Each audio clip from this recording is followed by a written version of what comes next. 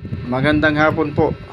Meron naman po tayong ibibigay na tips dito sa overlock. Kumisan po, ang overlock kahit naka-timing na po siya, di ba kadalasan tinatanggal natin ang plato pag tina-timing natin or sinisilip-silip lang natin doon sa ilalim kung ayos ba ang timing natin. Tapos pag binalik natin ang plato, kung minsan hindi natin napapansin, ayan po, makikita mo po siya, oh.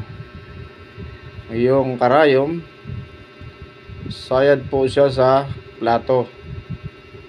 Ayan, oh. Naka-timing na po siya. Pag tinanggal mo po yung plato, ayos po yung timing niya. Pero pag tinanggal mo, pagka kinabit mo ang plato, ayan, sayad po siya, oh. Kitang-kita po siya, ayan, oh. So useless po yung pagkaka-timing po ng looper sa karayom. Kahit maganda po ang pagkaka-timing niya, pag ginabitan mo ng plato at sayad ng plato, yan po ay useless din po. So ito lang po ang gagawin natin dyang adjustment para maisinter mo yung karayom sa plato.